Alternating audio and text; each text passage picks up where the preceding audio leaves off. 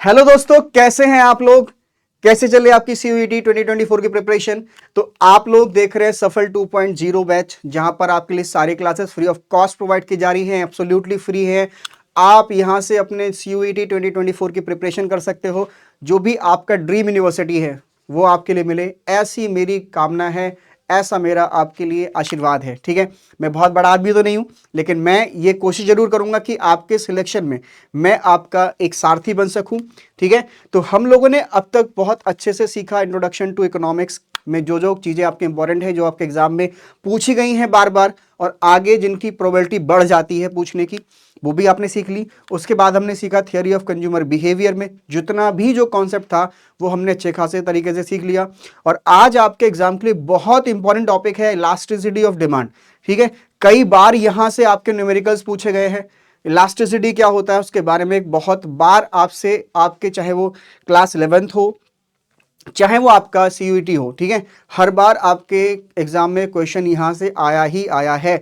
बहुत इंपॉर्टेंट हो जाता है। अच्छे से नोट्स बनाइए, अच्छे से चीजों को प्रिपेयर कीजिए, ताकि हमारा जब कभी भी लास्ट रिवीजन का टाइम हो तो हमारे लिए इधर उधर चीजों को देखने की जरूरत ना पड़े।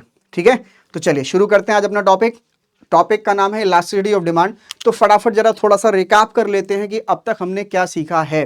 ठीक है, तो लास्ट क्लास जो हमारी हुई थी वहां पर हमने बहुत अच्छे तरीके से समझा था बजट लाइन का कॉन्सेप्ट। आई होप आप लोगों ने सबसे अच्छे से समझ लिया होगा।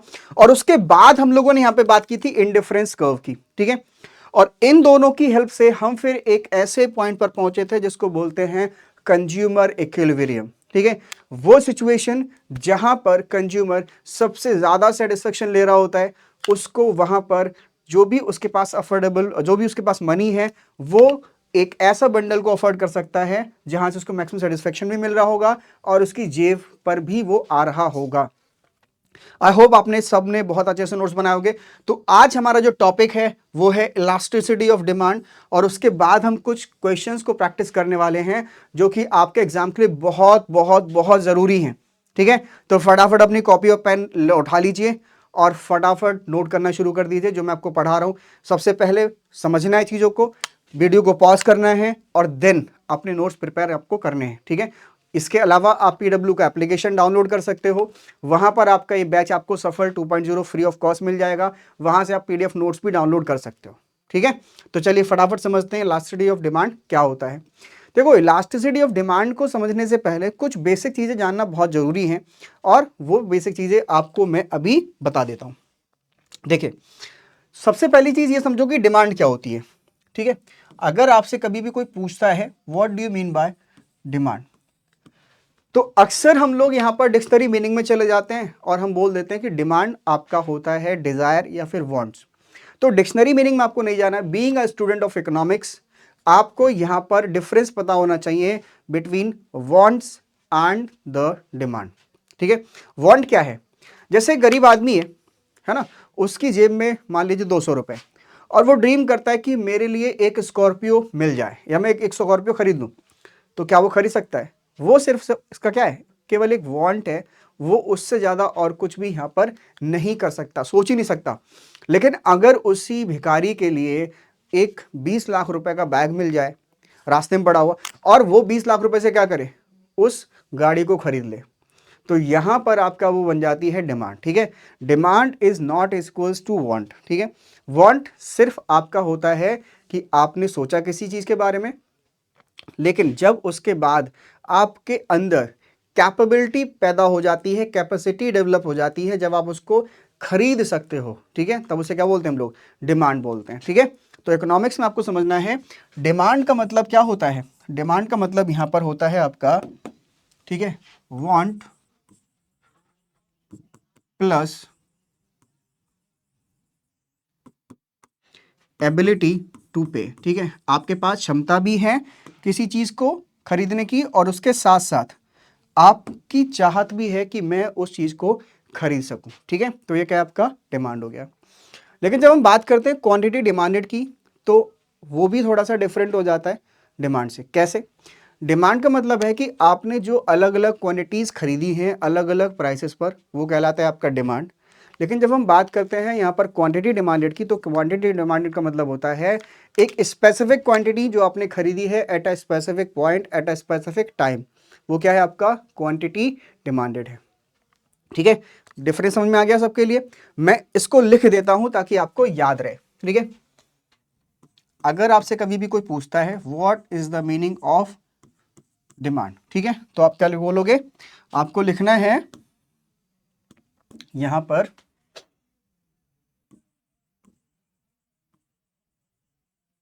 Demand means the different quantities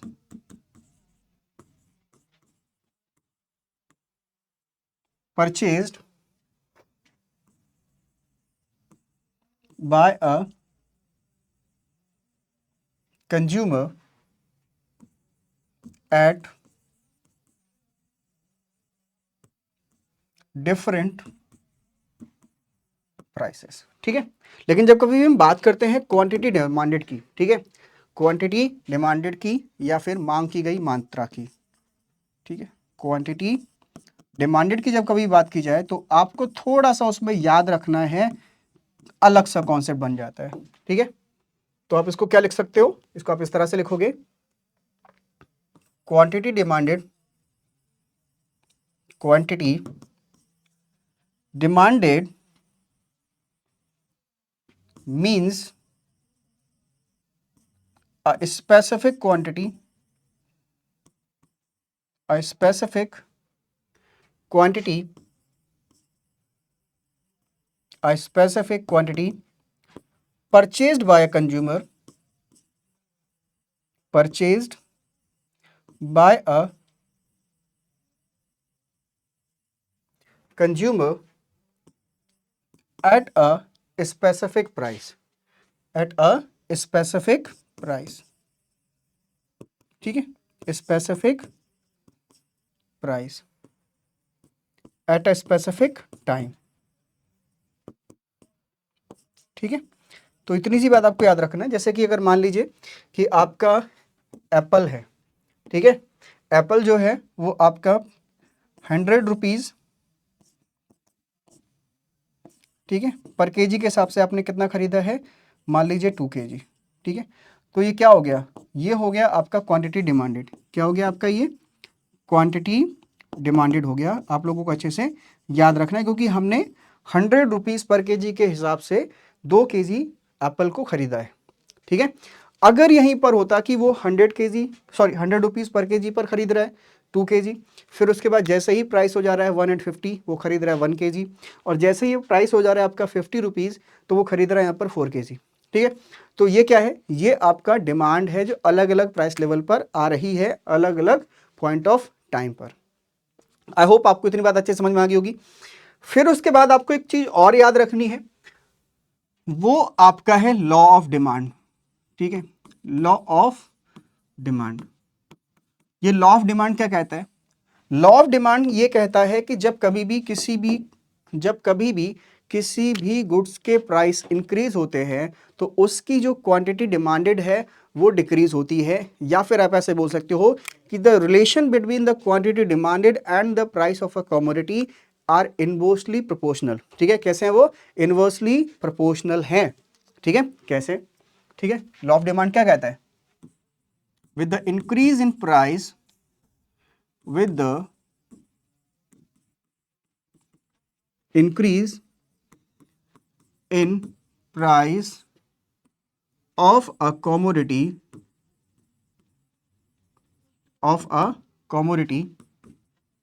the with the increase in the price of a commodity, the quantity demanded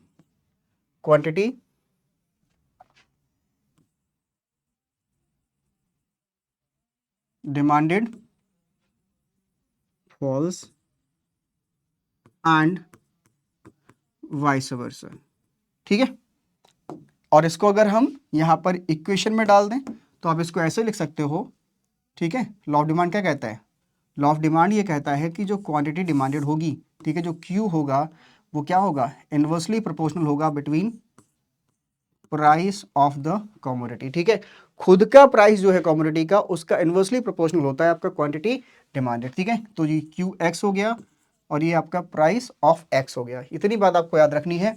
relation आपको ये पूछना, अगर पूछा जाता है तो आप क्या बताओगे, ये बताओगे आप लोग, यहाँ पर 1 मार्क में ऐसा ही रिलेशन पूछा जाता है तो आप क्या बताओगे, इनवर्सली प्रोपोर्शनल। ठीक है, क्वांटिटी डिमांडेड क्या होता है, इनवर्सली प्रोपोर्शनल होता है।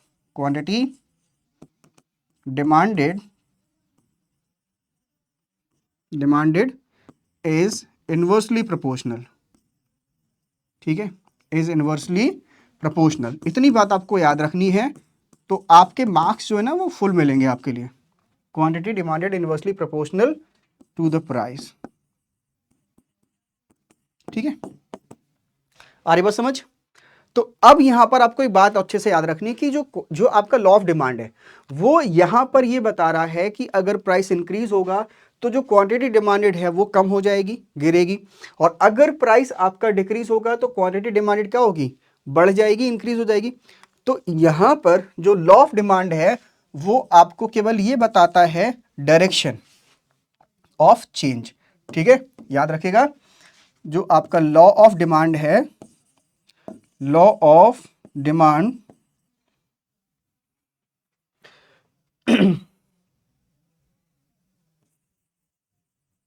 gives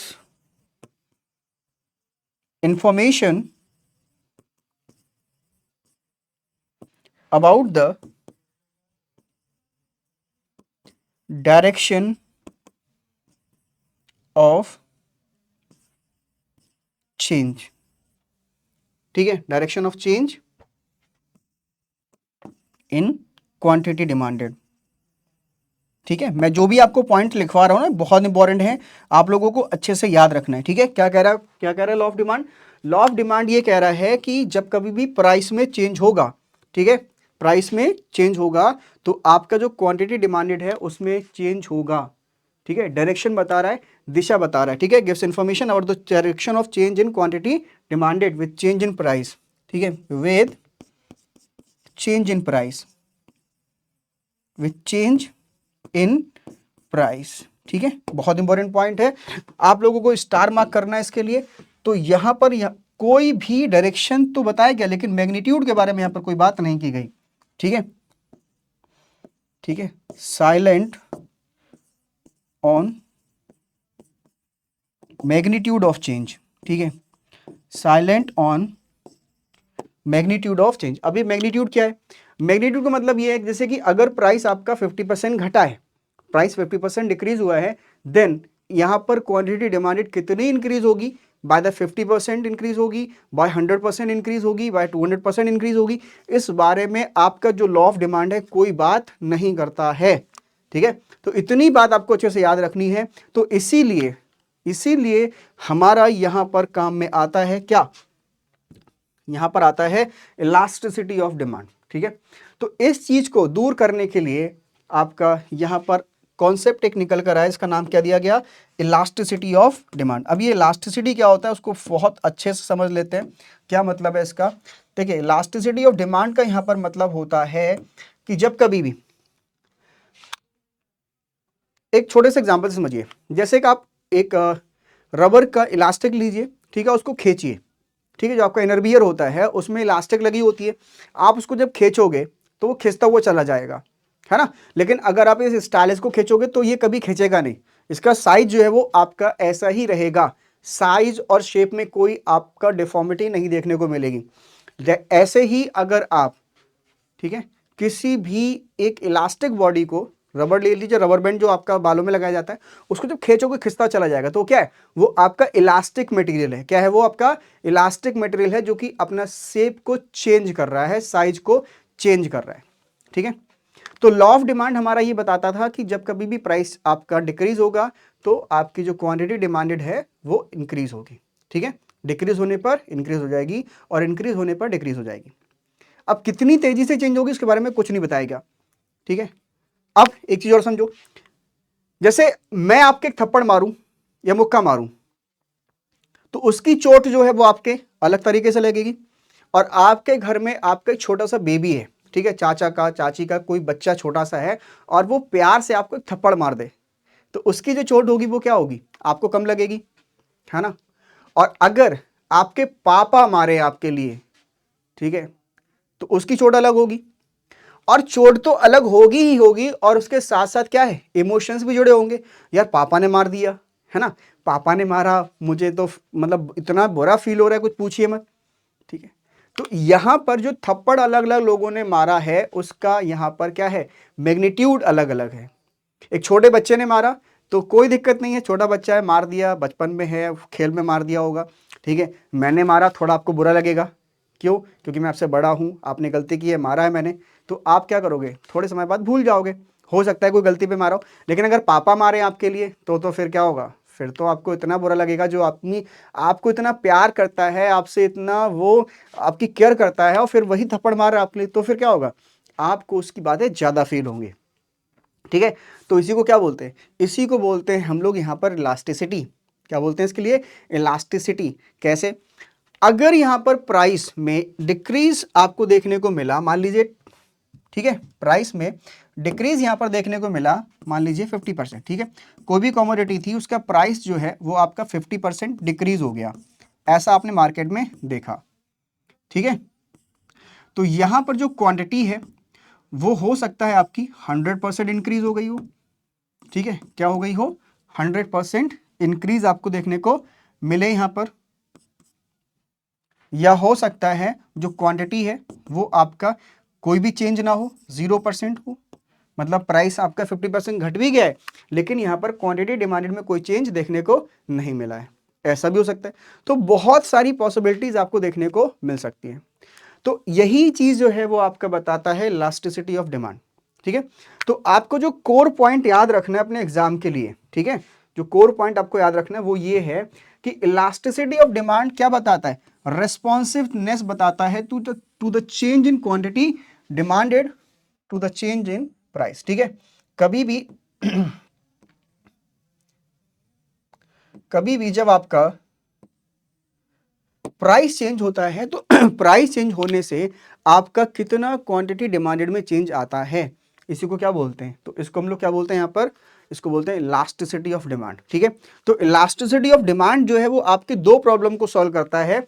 सबसे पहली चीज तो ये इलास्टिसिटी ऑफ डिमांड क्या बता रहा है, सबसे पहले तो आपको ये आपका डायरेक्शन बता रहा है। डायरेक्शन क्या है कि अगर प्राइस नीचे जाएगा, प्राइस फॉल करेगा, तो क्वांटिटी डिमांड क्या हो जाएगी, बढ़ जाएगी, ठीक है, आ रही बात समझ। और अगर प्राइस आपका इंक्रीज होगा तो क्वांटिटी डिमांडेड घट जाएगी। तो डायरेक्शन भी बता रहा है, और उसके साथ साथ आपका ये आपको मैग्नीट्यूड भी बता रहा है, ठीक है। मैग्नीट्यूड मतलब कि कितनी तेजी से आपका चेंज देखने को मिलेगा क्वांटिटी डिमांडेड में। एक सिंपल सा फॉर्मूला आपके एग्जाम में आ जाता है, और फॉर्मूला है ये आपका, ED is equals to percentage change in quantity demanded, ठीक है। ईडी का मतलब क्या होता है, percentage change in quantity demanded upon the percentage change in price. ऐसे सेम आपको यहां पर ये फॉर्मूला देखने को मिल जाएगा भाई 1 मार्क में, ठीक है। तो जो भी चीज मैं आपको बता रहा हूं, आपको अच्छे से चीजों को समझना है, याद रखना है, ताकि आपके एग्जाम में कभी भी ऐसा क्वेश्चन पूछा जाए तो आप बहुत अच्छे से उन चीजों को याद करके ठीक ढंग से अपना आंसर मार्क कर सको, ठीक है। तो सिंपल मार्क्स में आपका आ जाता है क्या कि 1 मार्क का क्वेश्चन, ईडी का फॉर्मूला क्या होता है, तो आप क्या बोलोगे, percentage change in the quantity demanded upon percentage change in the price. कोई दिक्कत यहां तक नहीं होनी चाहिए। अब देखो यार, ये तो हमारा हो गया फॉर्मूला, लेकिन अब हम इस फॉर्मूले से कैसे न्यूमेरिकल सॉल्व करेंगे, ये भी तो पता होना चाहिए ना हमारे लिए। तो देखो हम कैसे करेंगे वो समझते हैं। तो अभी आपने देखा कि ईडी का मतलब क्या है, ईडी का मतलब है आपका परसेंटेज, ठीक है, percentage change in price, sorry percentage change in quantity demanded, percentage change in quantity demanded upon percentage change in price, ठीक है। तो एक बात तो आपको बहुत अच्छे से याद रखनी है यहीं से ही, कि यहाँ पर एब्सोल्यूट वैल्यूज में क्या चेंजेस आ रहे हैं उससे कोई मतलब नहीं है, ठीक है। यहाँ पर आपको याद रखना है कि परसेंटेज में कितना चेंज आया है, ठीक है। एब्सोल्यूट वैल्यू में कितना चेंज आया उससे आपको याद मतलब नहीं रखना, आपको क्या मतलब रखना है, परसेंटेज चेंज कितना हुआ। देखो अब यहाँ पर आपको जो इंपॉर्टेंट चीज है वो लिखना जरूरी है कि परसेंटेज चेंज इन प्राइस का मतलब क्या होता है। परसेंटेज चेंज इन प्राइस का मीनिंग क्या है, sorry percentage change in quantity demanded, quantity demanded, ठीक है। तो इसका मतलब होता है यहां पर, ठीक है, change in quantity upon quantity into 100, ठीक है। अब इसको हम लोग इस तरह से भी और लिख सकते हैं, ठीक है। Change in quantity, change in quantity, या फिर इसको हमने डिनोट किया है डेल्टा क्यू से। ये क्या होता है, ये होता है आपका Q1 माइनस Q, ठीक है। उसके बाद बात करते हैं तीसरी चीज, वो क्या है, percentage change in price. Percentage change in price अगर आपसे पूछा जाए तो आप क्या बताओगे, ठीक है। ये क्या होता है आपका change in price upon price into 100, ठीक है। अब देखो इसको कैसे निकालेंगे, अगर आपसे पूछा जाए change in price, change in price कैसे निकालोगे तो आप क्या बोल दोगे, इसको कैसे डिनोट करते हैं, डेल्टा पी से, ठीक है। तो ये क्या हो जाएगा आपका P1 माइनस P, ठीक है। अब देखो यहां पर क्या है, कुछ चीजें आपको याद रखनी है। देखो वे जो आपका Q1 है, सॉरी Q लिख लीजिए इसके लिए, Q जो है आपका इनिशियल क्वांटिटी डिमांडेड है, ठीक है। Q क्या है आपका initial quantity demanded, initial quantity demanded है। और कहीं कहीं पर आपको ये देखने को मिल जाएगा ओरिजिनल क्वांटिटी, ठीक है। ये क्या मिल जाएगा आपके लिए, ओरिजिनल क्वांटिटी, ठीक है, जो पहले आपका यहां पर डिमांड की जा रही थी जब प्राइस चेंज नहीं हुआ था, ठीक है। तो आगे बात समझ आपको। दूसरा Q1 अगर आपसे पूछा जाए तो ये क्या होगा आपका न्यू क्वांटिटी, मतलब जब कभी भी प्राइस चेंज हो गया है तो उस प्राइस चेंज के बाद कितना चेंज आपको देखने को मिला यहां पर क्वांटिटी में, ठीक है। उसके बाद हम बात करें तो ये P जो है वो क्या है आपका इनिशियल प्राइस, जो ओरिजिनल प्राइस था वो आप बोल सकते हो इसके लिए, ठीक है, ओरिजिनल प्राइस। और जो आपका P1 है वो क्या है आपका न्यू प्राइस, ठीक है। ये क्या है आपका न्यू प्राइस। तो यहां पर आपने देखा ये फॉर्मूला हो गया हमारा किसका, इलास्टिसिटी ऑफ डिमांड का, ठीक है। तो इलास्टिसिटी ऑफ डिमांड का मतलब यहां पर क्या होगा कि percentage change in quantity demanded कितना था और परसेंटेज चेंज इन प्राइस कितना था, ठीक है। तो percentage change in quantity demanded को निकालने के लिए आपको जो फॉर्मूला यूज करना है, ठीक है, कौन सा यूज करना है फॉर्मूला, ये वाला percentage change in quantity demanded, ठीक है। फिर परसेंटेज चेंज इन प्राइस के लिए आपको कौन सा फॉर्मूला यूज करना है, ये वाला, ठीक है। जो भी इनकी वैल्यू आती है उन दोनों की वैल्यू को आपको क्या करना है यहां पर पुट कर देना है, और जो आपका यहां पर फाइनल आंसर आएगा वो आएगा आपका इलास्टिसिटी का, ठीक है। एक बात और आपके लिए बता दूं कि इलास्टिसिटी होती है वो हमेशा नेगेटिव में रहती है, ठीक है, चाहे वो आपको यहां पर बताया गया हो, इन्फॉर्म किया गया हो या फिर इन्फॉर्म ना किया गया हो, ठीक है। इलास्टिसिटी इज ऑलवेज नेगेटिव, ठीक है, इलास्टिसिटी इज ऑलवेज नेगेटिव, ठीक है। इतनी बात आपको याद रखनी है। कैसी है इलास्टिसिटी, कैसी है आपका नेगेटिव रहेगी, हमेशा आपको याद रखना है ये बात, ठीक है।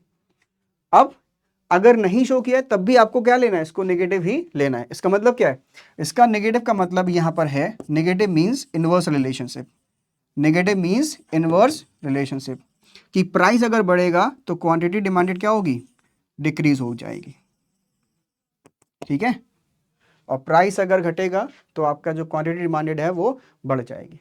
इनवर्स रिलेशन है, ये बात आपको अच्छे से याद रखनी है, नेगेटिव का मतलब यहां पर क्या है, ठीक है, आ रही बात समझ। तो ये छोटे छोटे पॉइंट हैं जो आपके एग्जाम में पूछे जाएंगे और ये आपको अच्छे से याद रखने हैं अपने एग्जाम टाइम तक, और उसके बाद भी जब कभी फ्यूचर में आप कोई हायर स्टडीज में जाते हो तो वहां पर भी ये सारे रिलेशन आपको अच्छे से पता होना चाहिए, ठीक है। तो अब तक हमने क्या सीखा कि इलास्टिसिटी ऑफ डिमांड का फॉर्मूला क्या होता है और हम कैसे इसको कैलकुलेट करते हैं, ठीक है। तो ये जो पूरा मेथड था इसको बोलते हैं परसेंटेज मेथड, ठीक है। क्या बोलते हैं इसके लिए, परसेंटेज मेथड कहा जाता है इस पूरे फॉर्मूले के लिए, ठीक है। अब देखो, अगर आपसे कभी भी ये पूछ ले प्रोपोर्शनेट मेथड बताइए, ठीक है, प्रोपोर्शनेट मेथड बताइए, प्रोपोर्शनेट मेथड बताइए, तो आपके लिए क्या करना है, जो आपकी वैल्यू थी 1 2 3 4 की, पुटिंग वैल्यूज ऑफ 1 2 3 एंड 4, ठीक है, इन किसमें, ED is equals to percentage change in quantity demanded, percentage change in quantity demanded, quantity demanded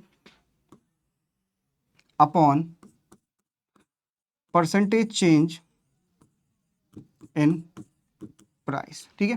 तो अगर आप इस पूरे इक्वेशन में सारी वैल्यूज को रख दोगे तो आपको पता चल जाएगा।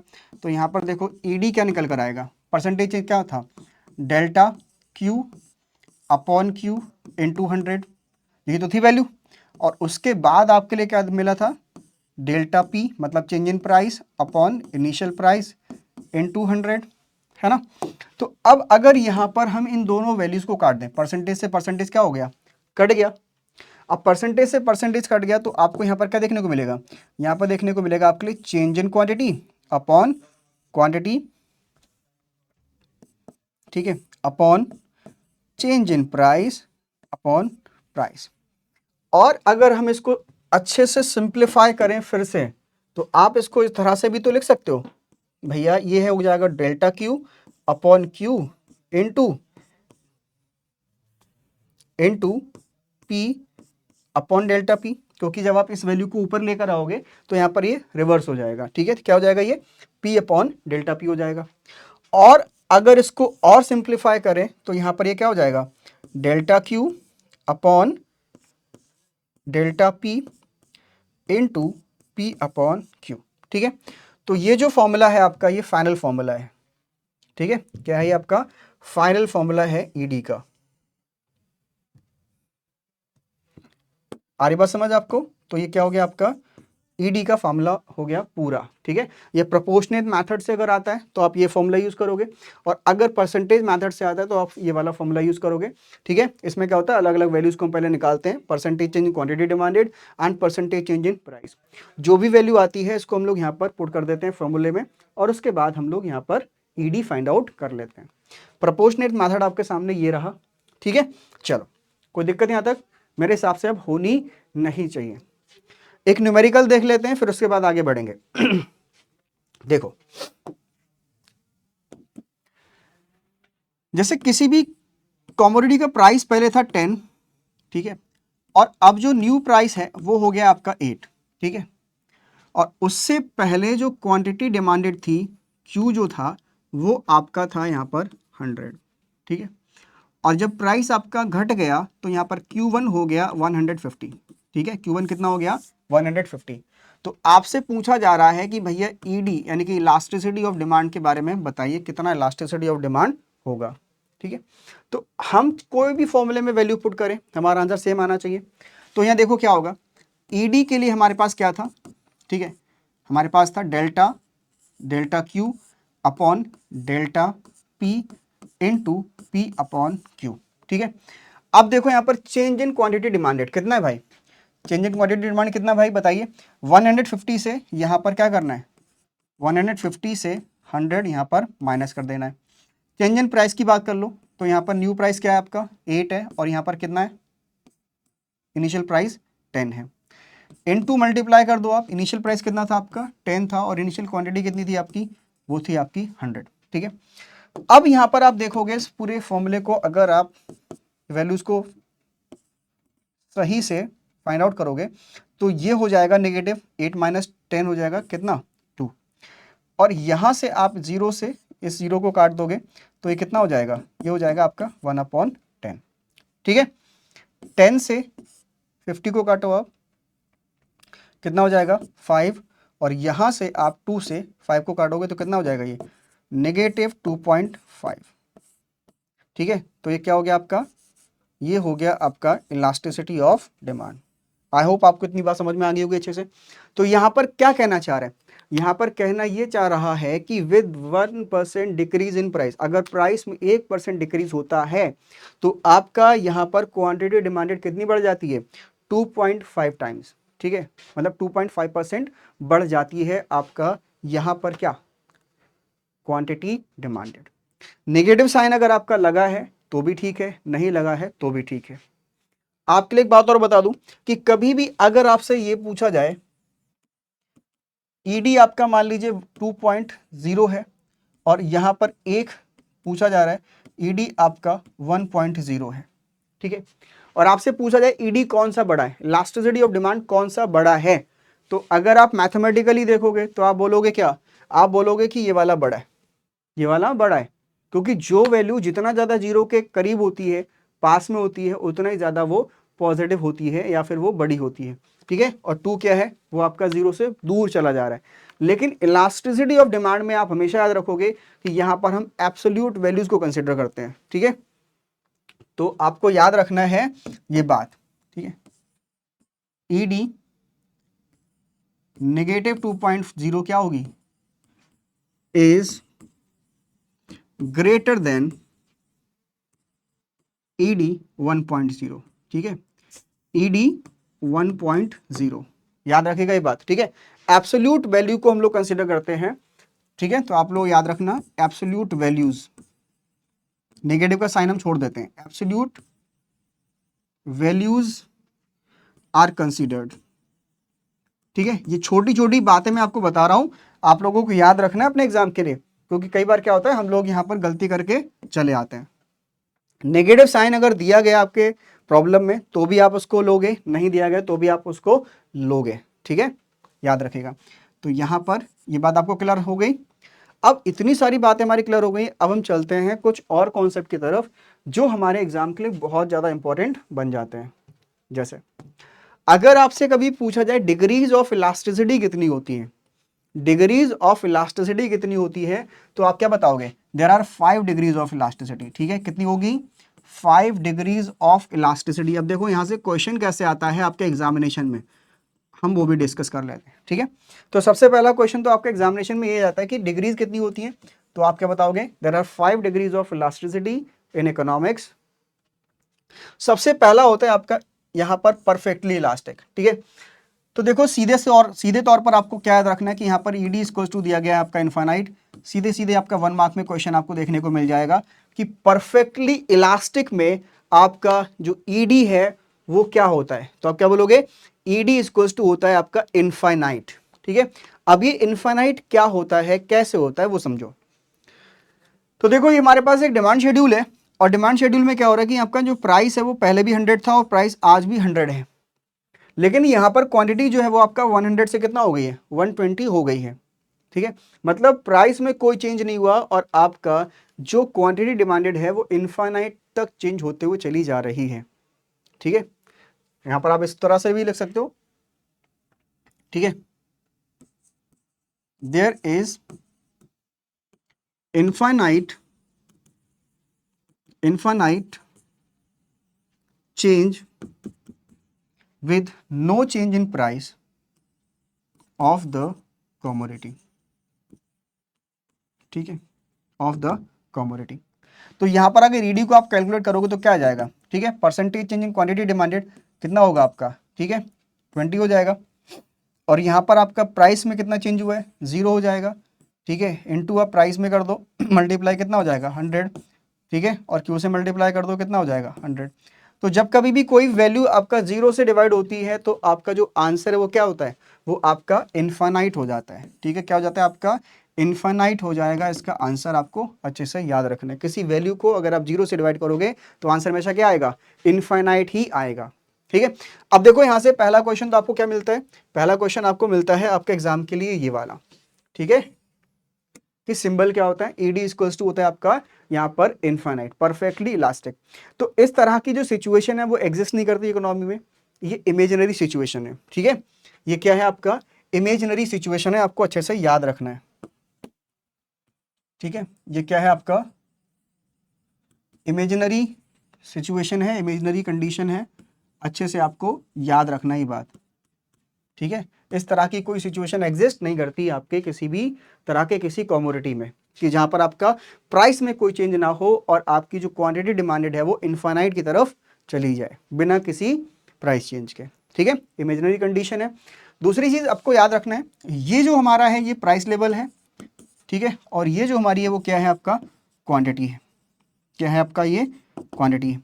तो जो पहले क्वांटिटी हम मांगा रहे थे वो क्या थी, क्यू थी, और जो हमने अब नई क्वांटिटी निकाली है वो क्या है आपका Q1 है। तो यहां पर अगर आपके डिमांड कर्व का शेप पूछा जाए, ठीक है, डिमांड कर्व कैसा शेप शो करती है, तो आपको याद रखना है ये पैरेलल होती है। ठीक है, डिमांड कर्व जो होती है वो आपका क्या होती है, पैरेलल होती है। डिमांड कर्व क्या है, पैरेलल टू एक्स एक्सिस। ठीक है, पैरेलल टू एक्स एक्सिस। आगे बात समझ, तो इतनी बात आपको याद रखनी है। तो देखो यहां से हमारे कौन कौन से क्वेश्चन बन गए। सबसे पहला क्वेश्चन तो आपके लिए 5 डिग्रीज ऑफ इलास्टिसिटी 1 मार्क में क्वेश्चन आएगा। इलास्टिसिटी का सिंबल क्या होता है, परफेक्टली इलास्टिक में, तो आपको याद रखना है ईडी इक्वल्स टू इनफाइनाइट होता है। और दूसरा आपके लिए रहेगा ये, ठीक है, दूसरा आपके लिए रहेगा ये कि जो डिमांड कर्व है वो कैसी होती है, ये आपका एक्स एक्सिस के पैरेलल होती है। आप लोगों को यही क्वेश्चन पूछा जाएगा एग्जाम में। ठीक है, चलो ठीक है। दूसरी बात, हम इसमें किसी भी कॉमोडिटी का एग्जाम्पल नहीं ले सकते क्योंकि ये इमेजिनरी कंडीशन है, ऐसा होता ही नहीं है। आगे बढ़ते हैं। दूसरा देखो, अगर कभी भी ये पूछा जाए परफेक्टली इनइलास्टिक डिमांड कहां पर होती है, परफेक्टली इनइलास्टिक डिमांड कहां पर होती है, तो यहां देखो ये आपका प्राइस है, पहले भी कहा मैंने, और ये आपका क्या है, ये क्वांटिटी डिमांडेड है। ये क्या है आपका क्वांटिटी डिमांडेड है। तो यहां पर कोई प्राइस था आपका, ठीक है, कोई प्राइस था किसी भी कमोडिटी का P, तो उस समय आपका क्वांटिटी डिमांडेड कितनी हो रही थी, Q आ रही थी। लेकिन यहां पर क्या देखा आपने, जो प्राइस है ना वो P1 हो गया, तो आपकी जो क्वांटिटी डिमांडेड है वो आपका क्या हो गई, सेम रही। ऐसे ही अगर हम इसको यहां पर आगे की ओर बढ़ा लें, ठीक है, और फिर उसके बाद यहां पर इसको जोड़ दें, तो ये जो आपका प्राइस रहेगा यहां पर ये रहेगा P2। मतलब प्राइस में कोई भी चेंज करो आप, कितना भी फ्लक्चुएशन करो, लेकिन जो क्वांटिटी डिमांडेड है वो कभी भी चेंज नहीं हो रही है। ठीक है, तो यहां पर जो ईडी है वो क्या होता है आपका जीरो हो जाता है। क्या हो जाता है, ईडी आपका जीरो हो जाता है। भाई आपको ऐसे ही याद रखना है ये। ठीक है, क्या करना है आपको, ये याद रखना है अच्छे से। ठीक है, तो ये 1 मार्क में आपके लिए क्वेश्चन आएगा। आपको याद रखना है कि कभी भी अगर परफेक्टली इनइलास्टिक के बारे में पूछा जाए तो वहां पर ईडी क्या होगा, आपका जीरो होगा। और डिमांड कर्व क्या होगी बताइए, डिमांड कर्व आपकी पैरेलल होगी। ठीक है, डिमांड कर्व क्या होगी आपकी, पैरेलल होगी किसके, वाई एक्सिस के। ठीक है, डिमांड कर्व क्या होगी, पैरेलल होगी टू वाई एक्सिस। ठीक है, बहुत इंपॉर्टेंट है, आपको याद रखना है। ये आपके एग्जाम में ऐसा ही आएगा कि जब कभी परफेक्टली इनइलास्टिक है तो आपका डिमांड कर्व कैसा शो करेगी। ठीक है, तो ये भी क्या है, ये भी हमारे लिए याद रखना है इमेजिनरी कंडीशन है, इमेजिनरी सिचुएशन है, ऐसा कोई सिचुएशन नहीं बनती है। इमेजिनरी सिचुएशन है, ऐसा कहीं भी आपको देखने को नहीं मिलेगा। ठीक है, चलो आगे बढ़ते हैं। अब आता है यहां पर ये इलास्टिसिटी, अगर आपका ग्रेटर देन 1 होता है तो वो क्या है। ठीक है, हाँ, तो ये आपके लिए बहुत इंपॉर्टेंट है। जब कभी भी when percentage change in quantity demanded, ठीक है, क्या होती है, more than more than percentage change in price of the commodity, price of the commodity, of the commodity। तो आपको याद रखना है वहां पर आपका हमेशा जो इलास्टिसिटी ऑफ डिमांड है वो क्या होगा, वो यहाँ पर ईडी होगा ग्रेटर देन 1। ठीक है, अब देखो कैसे होगा। तो ईडी का फॉर्मूला आपको पता है क्या होता है, change in quantity demanded upon change in price into price upon quantity. तो यहां पर आप क्या देख रहे हो, जो आपका चेंज इन क्वांटिटी है वो कितना है 20 है, और चेंज इन प्राइस कितना है 5 है, और इसको अगर आप मल्टीप्लाई कर दो, ठीक है, यहाँ पर -5 होगा क्योंकि प्राइस क्या हुआ घटा है। प्राइस पहले कितना था आपका 100 था, ठीक है, और क्वांटिटी पहले कितनी थी, वो भी आपकी यहाँ पर 100 थी। ठीक है, तो ये 100 से क्या हो गया 100 हो गया। तो यहाँ पर क्या देख रहे हो आप लोग, ये आ जाएगा आपका -4। ठीक है, क्या आ जाएगा ये आपका -4। ठीक है, कोई दिक्कत। तो इलास्टिसिटी क्या है आपका, ये ग्रेटर देन 1 है। तो परफेक्टली इलास्टिक में आपका ईडी क्या होता है, ग्रेटर देन 1 होता है। ये आपको ऐसा ही याद रखना है, 1 मार्क का आपके लिए क्वेश्चन देखने को मिल जाएगा। ठीक है, अब दूसरी बात ये क्वेश्चन आता है कि ये जो आपका डिग्री है ये किस तरह के गुड्स में देखने को मिलती है। तो देखो जैसे अभी आपका बिग बिलियन डेज आ रहा है, ठीक है, सबको पता है। अभी जो बिग बिलियन डेज आएगा तो बहुत सारे लोगों ने क्या किया होगा, अपनी विश लिस्ट तैयार कर रखी होगी। तो उस विश लिस्ट में आपने बहुत सारे ऐसे आइटम्स हैं जो कि आज तो आपके लिए जरूरत के नहीं है, लेकिन अगर उनका प्राइस घटेगा डिक्रीज होगा then you will purchase them. ठीक है, आप उनको क्या करोगे, खरीदोगे। तो यहां पर क्या देखना है आपको कि जितने भी जो आपके कंफर्ट गुड्स होते हैं, जो लग्जरी गुड्स होते हैं, वहां पर आप उनको क्या करते हो, परचेज करना स्टार्ट कर देते हो। ठीक है, तो याद रखना आपके लिए। तो ये सिचुएशन कहाँ बनती है, ये सिचुएशन बनती है आपका कंफर्ट गुड्स में। ठीक है, कंफर्ट गुड्स में आपको देखने को मिलेगी। जैसे आपका जो कूलर है, रेफ्रिजरेटर है, ठीक है, जो आपका रेफ्रिजरेटर है ना, जो आपका कूलर है, तो ये इमीडिएट डिमांड तो हमारी नहीं है, लेकिन हाँ अगर इनका प्राइस घटेगा तो हम इनको परचेज करना शुरू कर देंगे। ठीक है, जैसे आपको जो स्मार्ट वॉचेस हैं, जो आपके स्मार्ट वॉचेस हैं, तो हम क्या करेंगे, यहाँ पर उनकी डिमांड को बढ़ा देंगे अगर प्राइस घटता है देन।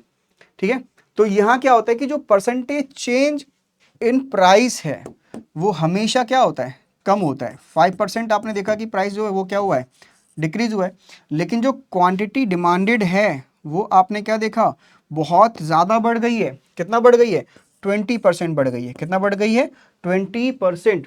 ठीक है, तो जब when quantity demanded is greater than, when percentage change in quantity demanded is greater than the percentage change in price. ठीक है, क्वांटिटी डिमांड कितना बढ़ी है 20%, लेकिन प्राइस में कितना गिरा, कितना चेंज हुआ, केवल 5%। तो ये क्या है, ये आपका है यहाँ पर क्या, हाईली इलास्टिक डिमांड, या फिर इसे क्या बोलते हैं, मोर देन इलास्टिक। ठीक है, चलो एक चीज और लिख लो यहाँ पर, हाईली इलास्टिक भी कहते हैं इसके लिए। ठीक है, क्या बोलते हैं इसको, हाईली इलास्टिक डिमांड भी कहते हैं, याद रखिएगा आप लोग, हाईली इलास्टिक डिमांड। ठीक है, हाईली इलास्टिक भी कहीं कहीं बुक्स में आपको देखने को मिल जाएगा, एग्जाम में मिल जाएगा। तो आपको कभी भी यहाँ पर कंफ्यूजन नहीं क्रिएट करना है कि हाईली और मोर देन 1 दोनों बातें क्या हैं, बराबर ही हैं। ठीक है, किधर देखने को मिलेगा आपको, ये कंफर्ट गुड्स और लग्जरी गुड्स में आपको देखने को मिलता है। अब ये कंफर्ट कौन सा गुड्स होगा, कौन सा किसके लिए लग्जरी होगा, ये डिपेंड करता है कंज्यूमर के रैशनल डिसीजन पर। हो सकता है किसी कंज्यूमर के लिए रेफ्रिजरेटर क्या हो, लग्जरी हो, क्योंकि उसके पास अभी केवल मटके का पानी पीने के लिए है ना। लेकिन अगर कोई अमीर आदमी है उसके लिए क्या है, रेफ्रिजरेटर एक नॉर्मल सी चीज है, क्योंकि वो उसकी नीड है, वो उसको आराम से अफोर्ड कर सकता है। ठीक है, तो ये डिपेंड करेगा कंज्यूमर की जो कंडीशन है वो कैसी है, उसके हिसाब से वो बताएगा कि वो उसके लिए क्या है, कंफर्ट गुड्स है या फिर लग्जरी गुड है। ठीक है, तो जितनी बातें मैंने आपको यहाँ पर एग्जाम में पूछी जाने वाली है वो बता दी। एक और इंपॉर्टेंट बात आपको याद रखनी है, तो यहां पर जो डिमांड कर्व होता है, ठीक है, जो डिमांड कर्व होता है उसका शेप अगर पूछा जाए तो कैसा होगा, ये होता है फ्लैटर। ठीक है, ये कैसा होता है आपका, फ्लैटर होता है, अच्छे से याद रखिएगा। ठीक है भाई, डिमांड कर्व कैसा होता है, फ्लैटर, मतलब ये देख रहे हो आप, इसका स्लोप देखिए, स्लोप कैसा है, फ्लैट की तरफ जा रहा है। ठीक है, जैसे अगर ये इस तरह से होता, इस तरह से होता तो बहुत ज्यादा स्लोप है, स्टीपर बोला जाएगा, ढाल जो बहुत ज्यादा है। वहीं अगर ये इस तरह से है, इसका मतलब क्या है कि ये फ्लैटर है, ठीक है। तो जब कभी भी बात आती है हाईली इलास्टिक की, तो वहां पर आपका जो कर्व होगा वो हमेशा कैसा बनेगा, ये आपका फ्लैटर बनेगा, याद रखिएगा अपने एग्जाम के लिए, ठीक है। तो ये भी आपका 1 मार्क का क्वेश्चन तैयार हो गया यहां से, ठीक है, डिग्रीज ऑफ इलास्टिसिटी से। अगली बात करते हैं, अगर आपका आता है इलास्टिसिटी जो है वो लेस देन 1 है, लेस देन 1 है, जैसे when percentage change in price, sorry quantity demanded, ठीक है, when percentage change in quantity demanded, when percentage change in quantity demanded is less than, ठीक है, is less than percentage change in price of the commodity, of the commodity, ठीक है। तो आपको बताना है यहां पर ये कैसा रिलेशन बनेगा, तो ये कैसा बनेगा, ये बनेगा आपका यहां पर लेस देन इलास्टिक, ठीक है, कैसा बनेगा, लेस देन इलास्टिक, ठीक है। तो यहां पर आपको ये सिंबल याद रखना है, एकदम से बिल्कुल ऐसा ही आपका एग्जाम में क्वेश्चन आ जाएगा, ठीक है। जैसे प्राइस में आप चेंज देखो कितना हुआ है, ठीक है, प्राइस में चेंज देखो कितना हुआ है, तो आप क्या बोलोगे, भाई यहाँ तो 20% डिक्रीज हुआ है, कितना हुआ, 20% डिक्रीज हुआ। लेकिन यहां पर जो आपने देखा कि जो क्वांटिटी डिमांडेड है वो तो केवल कितनी बढ़ी है, 5% बढ़ी है, ठीक है। तो यहाँ पर प्राइस जो है वो कितना गिरा है, 20% गिर गया है, लेकिन जो आपका यहाँ पर जो नई क्वांटिटी है वो कितनी है, केवल 5% इंक्रीज देखने को आपको मिला है, ठीक है। तो ये क्या आपका लेस देन इलास्टिक है। अब ये किस तरह की चीजों में देखने को मिलता है, जैसे फॉर एग्जाम्पल बात करें शुगर है, ठीक है, शुगर है, तो शुगर जो है वो कभी भी आप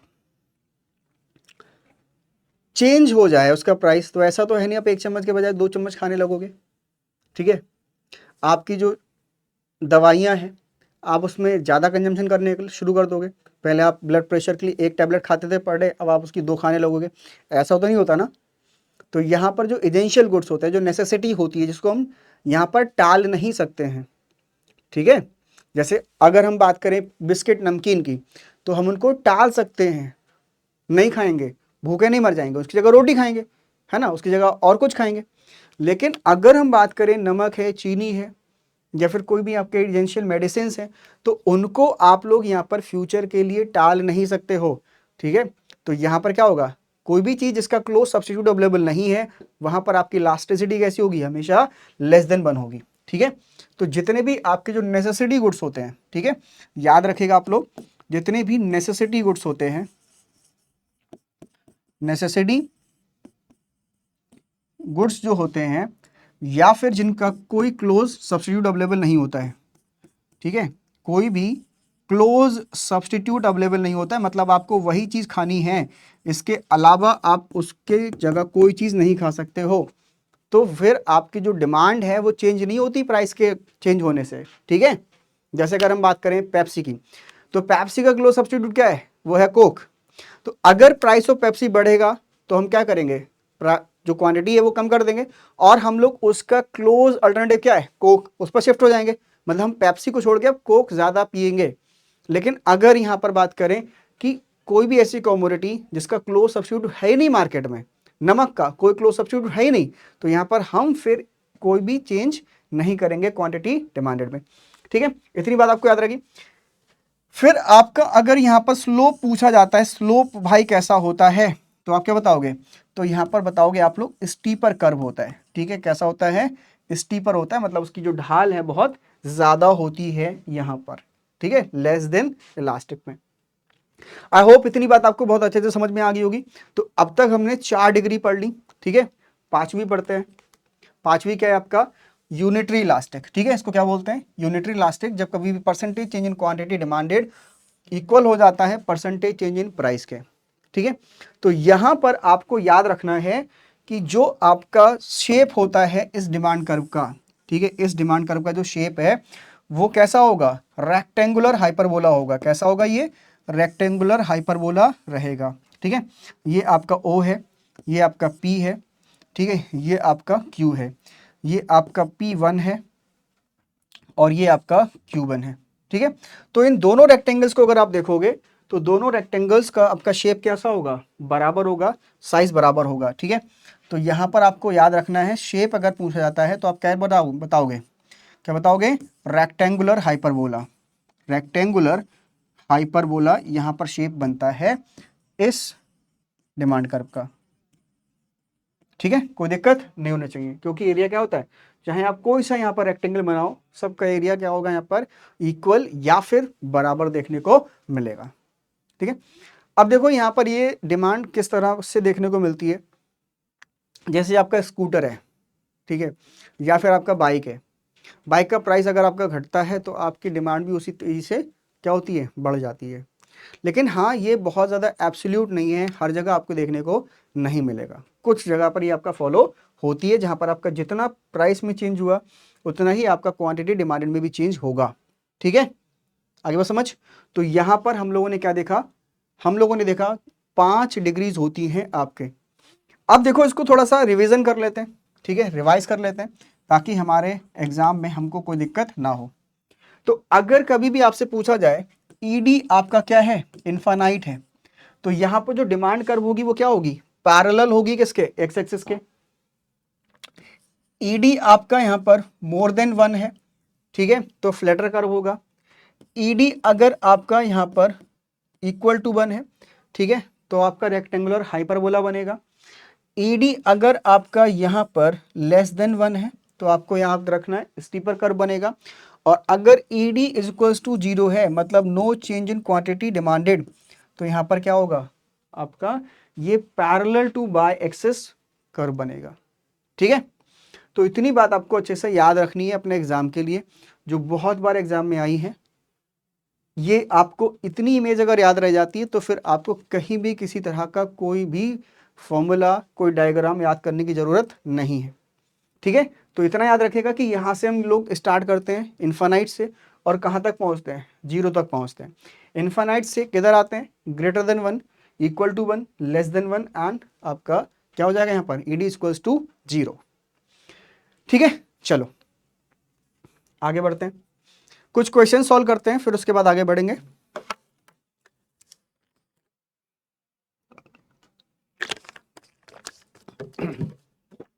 देखो सबसे पहला क्वेश्चन आपके स्क्रीन पर है, consumer behaviour is studied in. Consumer behaviour जो होता है वो हम किस में स्टडी करते हैं, micro economics, income analysis, D none of these. तो यहाँ पर आपको याद रखना है जो हमारा कंज्यूमर बिहेवियर है उसको हम लोग यहाँ स्टडी करते हैं किसमें, माइक्रो इकोनॉमिक्स में। ठीक है, किसमें स्टडी करते हैं, माइक्रो इकोनॉमिक्स में। 1 नंबर का सवाल अच्छे से आपको याद रखना है। और जो हमारे यहाँ पर चाहे वो प्रोड्यूसर के बिहेवियर की बात करें, चाहे कंज्यूमर बिहेवियर की बात करें, कंज्यूमर इक्विलिब्रियम की बात करें, प्रोड्यूसर इक्विलिब्रियम की बात करें, वो सब किस में आएगा, वो सब आता है आपका माइक्रो इकोनॉमिक्स में। मैक्रो इकोनॉमिक्स में आपके वो सारे आपके यहाँ पर एस्पेक्ट आते हैं, जैसे कि यहाँ पर अगर आपसे पूछा जाता है पॉवर्टी, ठीक है, गरीबी, तो हम गरीबी किसी एक पर्सन की बात नहीं कर रहे, हम पूरे इंडिया की बात कर रहे हैं, पूरे वर्ल्ड की बात कर रहे हैं। ठीक है, हम लोग यहाँ पर इनकम की बात करें, ठीक है, या बात करें हम लोग नेशनल इनकम की। ठीक है, तो नेशनल इनकम का मतलब क्या है कि वो एक एग्रीगेट है आपका टोटल पॉपुलेशन का। ठीक है, जो भी हमने अर्न किया है इस कंट्री में, इस कंट्री के डोमेस्टिक टेरिटरी में। ठीक है, प्राइस लेवल, ठीक है, जो आपका महंगाई है वो इकोनॉमी में कितनी चल रही है। तो so these all are the part of the macro economics. ठीक है, तो जहां पर हम लोग एक कंसोलिडेटेड या फिर एग्रीगेट स्टडी करते हैं पूरी इकोनॉमी को, वो सब हमारा किस में आता है, मैक्रो इकोनॉमिक्स में। अदरवाइज अगर हम कहीं बात कर रहे हैं, इंडिविजुअल इंडस्ट्री की बात की जाए, एक इंडिविजुअल प्रोड्यूसर की बात की जाए, इंडिविजुअल कंज्यूमर की बात की जाए, then we will study the all the aspect in micro economics. Okay, now move to the next question, which is the first law of Gaussian। ठीक है, law of demand, law of diminishing marginal utility, law of equi marginal utility and consumer surplus. तो यहां पर आपका जो law of diminishing marginal utility है इसको बोलते हैं हम लोग फर्स्ट लॉ ऑफ गॉसन। ठीक है, फर्स्ट लॉ ऑफ गॉसन कहा जाता है किसके लिए, law of diminishing marginal utility.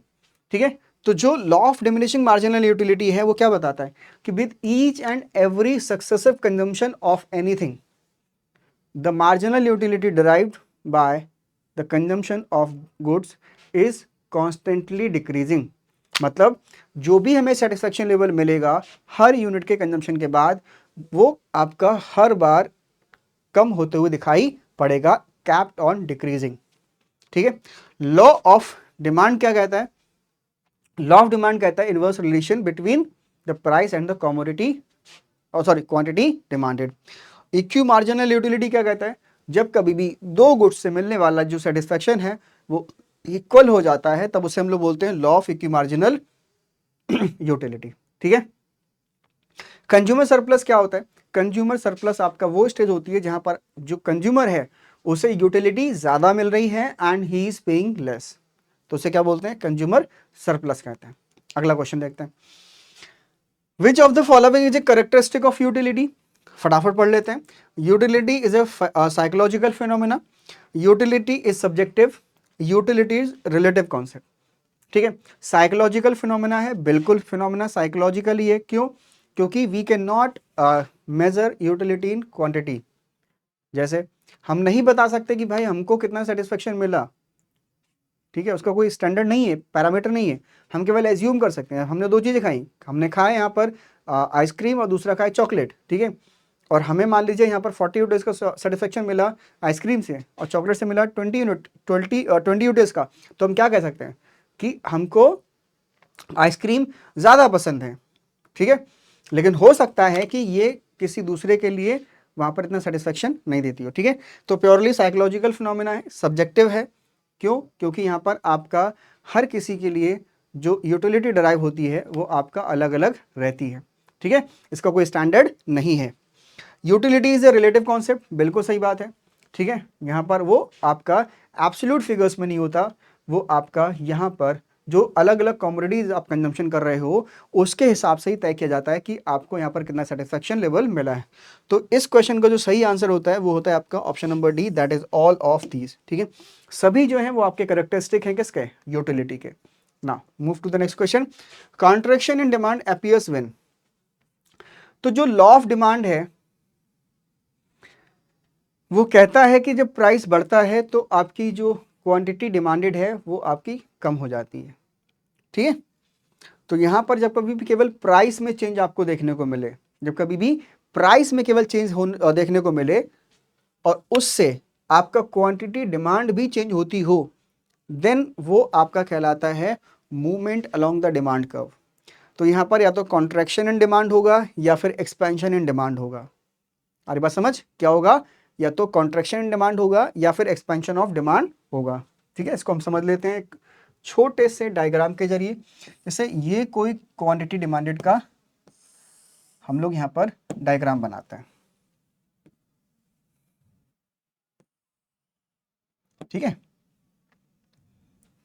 देखो ये आपका वो प्राइस है, ये आपका क्वांटिटी है और ये आपका प्राइस है किसी भी कमोडिटी का। मान लीजिए कि आपका यहां पर इस तरह से ये P प्राइस पर Q क्वांटिटी आ रही थी। ठीक है, फिर क्या हुआ कि आपका प्राइस घट गया और आपने क्या देखा यहाँ पर ये P1 पर Q1 क्वांटिटी आ गई। ठीक है, तो पहले आपका डिमांड कर्व कहीं यहाँ पर था, फिर यहाँ पर पहुँच जाएगा और आप देखोगे क्या कि जो मूवमेंट है वो यहाँ से कहाँ की तरफ होगा? इस तरफ होगा। ठीक है, तो यहाँ से यहाँ तक के लिए क्या हुआ? मूवमेंट हुआ। और ये क्या हो रहा है? ये हो रहा है आपका एक्सपेंशन इन डिमांड। क्या हो रहा है आपका? ये एक्सपेंशन इन डिमांड। क्यों? क्योंकि यहाँ से आपका ये क्या हुआ है? बढ़ गया है। ठीक है, तो जब कभी भी प्राइस आपका घटेगा तो आप क्या देखोगे? जो आपकी डिमांड है वो क्या हो गई है? बढ़ गई है। तो क्या हो गया आपका? Expansion in demand. अभी मान लीजिए कि आपका P1 प्राइस था, Q1 उसकी डिमांड आ रही थी और प्राइस बढ़ गया, आपका P हो गया, तो क्या हो जाएगा? Q हो जाएगा। तो इस कंडीशन में क्या होगा? कॉन्ट्रैक्शन इन डिमांड हो जाएगा। तो डिमांड कर्व आपका क्या होगा? ऊपर की तरफ शिफ्ट हो जाएगा। ठीक है, ऊपर की तरफ आपका ये बढ़ेगा। तो यहाँ पर जो मूवमेंट होगा वो किस तरफ हो रहा है? या तो इस तरफ हो रहा है या फिर इस तरफ हो रहा है, मतलब इसी लाइन पर मूवमेंट होता रहेगा।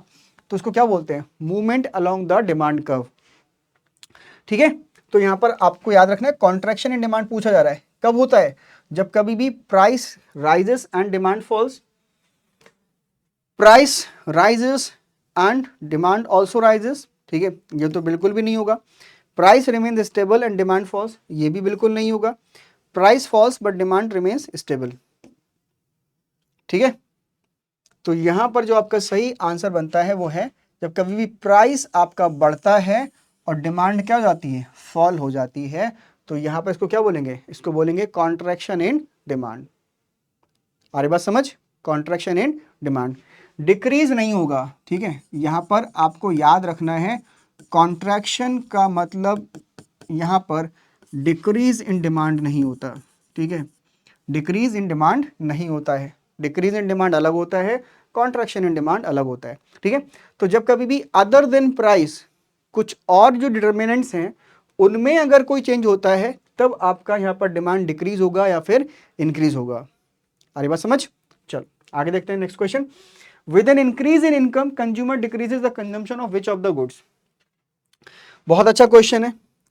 अगर आपकी यहां पर इनकम क्या होती है, इंक्रीज हो जाती है, ठीक है, इनकम क्या होती है, इंक्रीज हो जाती है, तो आप क्या करोगे, आप जो बुरे बुरे गुड्स खरीदते थे, जो इंफीरियर क्वालिटी के थे, जो आपके लिए चीप क्वालिटी प्रोडक्ट थे, अब वो शिफ्ट हो जाओगे किस तरफ, आप ब्रांडेड प्रोडक्ट की तरफ शिफ्ट हो जाओगे, ठीक है। तो with an increase in income consumer decrease the consumption of which type of goods.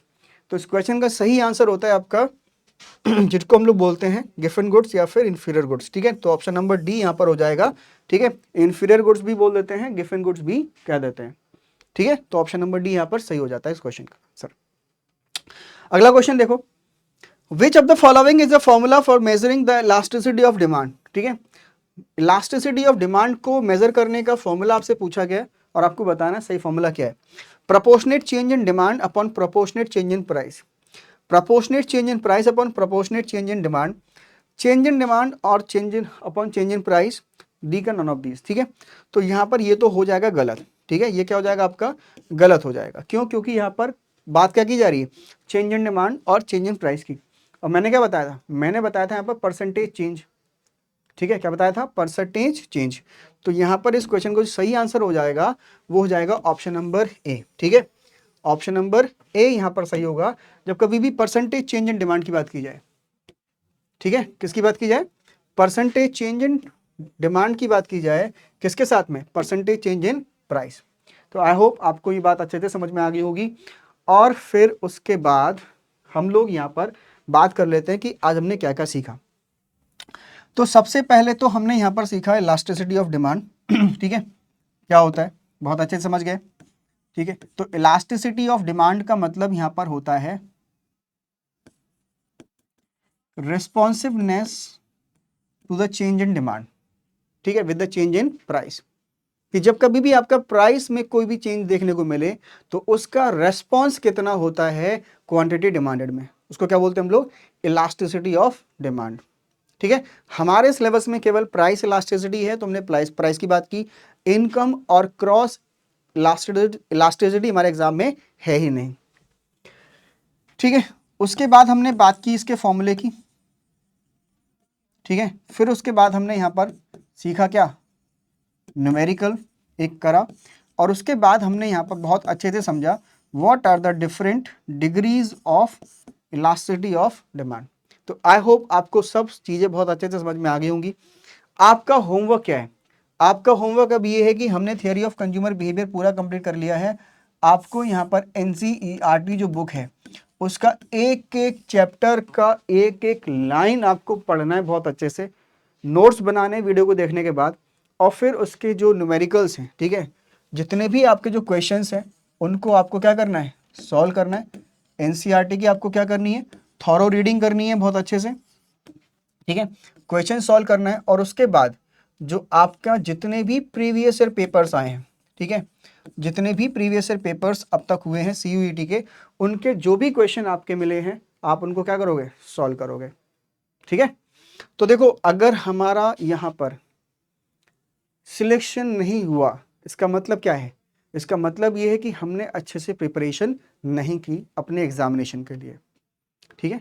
तो अगर आप सिलेक्शन लेना चाहते हो तो उसका भाई सीधा सीधा एक ही कॉन्सेप्ट है कि आपको उस पैटर्न पर काम करना है जो पैटर्न आपके एग्जामिनेशन में पूछा जाने वाला है, ठीक है। बहुत ज़्यादा नहीं, बहुत कम नहीं, जितना आपके रिक्वायर्ड है आपके एग्जामिनेशन के लिए उतना आपको पढ़ना ही पढ़ना है, ठीक है। तो आपको एक अप्रोच डेवलप करनी है जिससे कि आपका सिलेक्शन आपके एग्जाम में हो सके। उसके लिए क्या जरूरी है कि जो भी आपके प्रीवियस ईयर पेपर्स हुए उनका लेवल देखिए, ठीक है, और उसके बाद अपनी पढ़ाई स्टार्ट कर दीजिए। तो जितना यहाँ पर वीडियो में आपको बताया जा रहा है उतना सफिशिएंट है, उतना तो कम से कम आप पढ़िए ही पढ़िए। इसके अलावा जो भी आपको एनसीईआरटी में दिया गया है उसको बिल्कुल अच्छे से पढ़ के नोट्स बनाइए, जिससे कि हमारा एक भी पॉइंट छूटे नहीं। चलिए, आई होप आपने वीडियो को बहुत अच्छे से एंजॉय किया होगा, बहुत अच्छे से नोट्स बनाए होंगे, मेरी बात को बहुत अच्छे से समझा होगा। ठीक है, all the best to all of you. फिर मिलेंगे एक नए क्लास में एक नए कॉन्सेप्ट के जरिए, और अगला क्लास बहुत इंपॉर्टेंट होने वाला है, बहुत सारे सवाल वहाँ से एग्जामिनेशन में आते हैं। तब तक के लिए पढ़ते रहिए, मुस्कुराते रहिए और हंसते रहिए। Thank you, all the best.